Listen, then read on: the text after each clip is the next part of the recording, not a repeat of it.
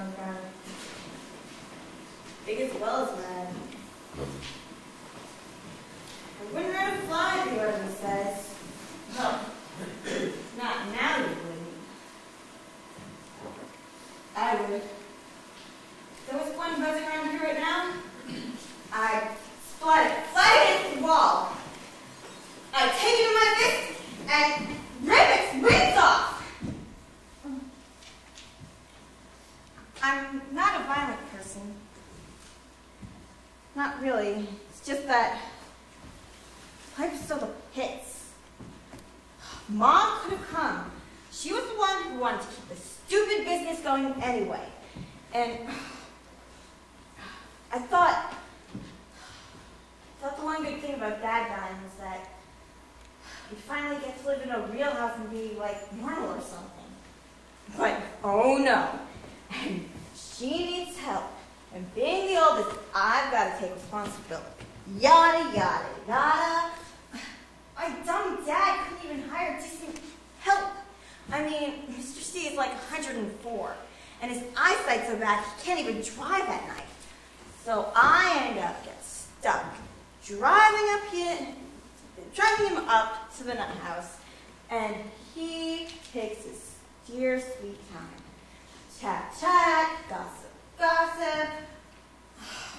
God. Glenna, my friend Glenna is supposed to be calling me at 10.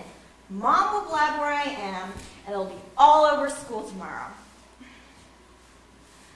Another nail in the coffin of my rear. It's true. My whole life, people have made fun or been scared or grade 1. Billy Matthews used to torment me. Undertaker's kid, he'd always call me. And then he started following me home from school. Hey, you, what's that thing?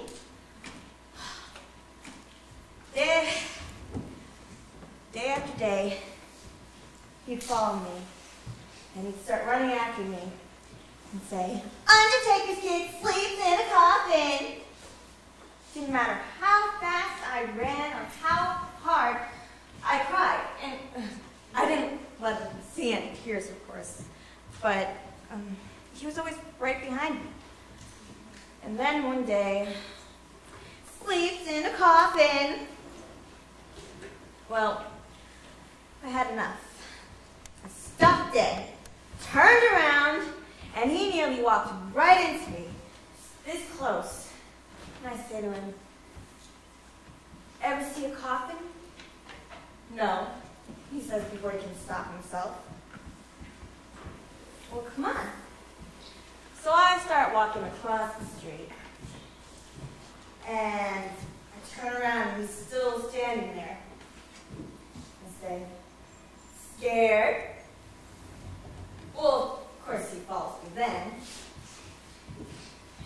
Into the house, through the chapel, into the showroom, and up to the really nice, expensive oak casket with a fluffy silk pillow.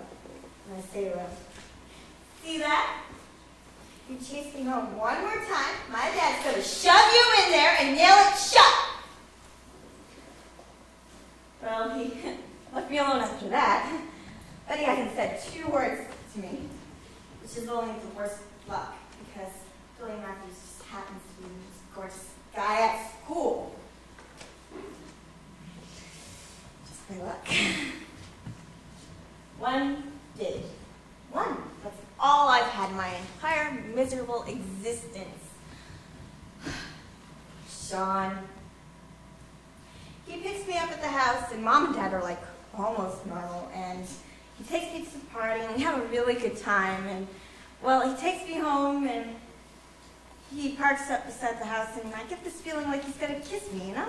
And, well, and up goes the garage door, and up comes the wagon. Dad pulls up beside us, rolls down the window, goes, hey, Sean, you want to go out on a call with me? Well, Sean mutters something about his curfew. And that was the end of that. Dad thought it was funny. Could have died. I hate that expression. Dad was the one who died. You died. I suffered unsupportable, never-ending humiliation. Of course, I know why Mom made you come. She's getting back at me for this morning. Amy went to go get her bike from the garage, and, well, Dad wasn't thinking straight when he put the new edition on last year. In order to get to the garage, you have to go through the embalming room. And, well, Amy went down there, and all we could hear was this ear-piercing scream, and she's running up the stairs, and she trips, and she hits her nose, and there's blood everywhere. Of course, I let Mom have it. Dad always told us when there was a body in the embalming room.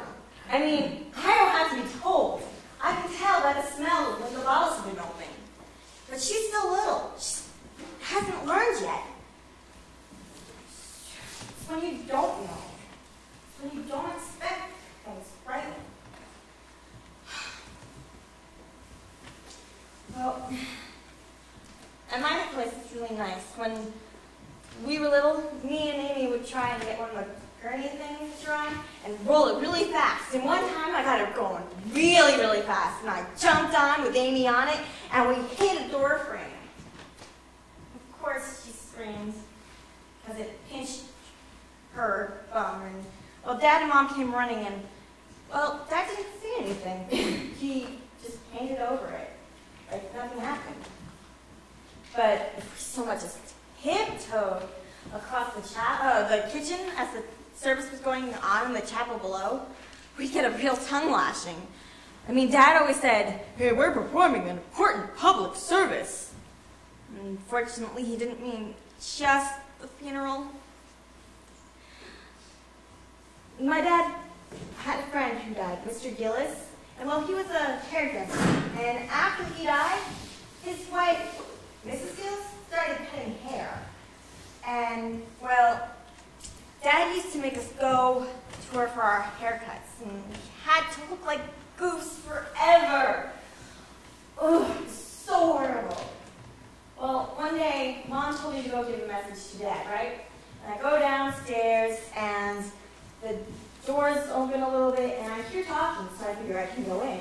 And he's talking, Dad's talking with Mrs. Gillis, and she's cutting the hair of a dead woman with the same scissors she used to butcher mine. Ugh, not anymore. She doesn't get within 600 feet of my hair. She did Dad's hair later.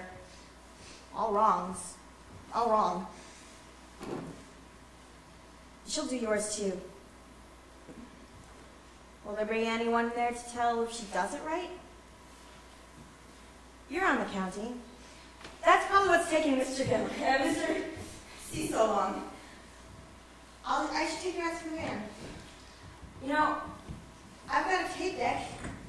We could play Queen's Another One Bites the Dust. You can get down with it one more time for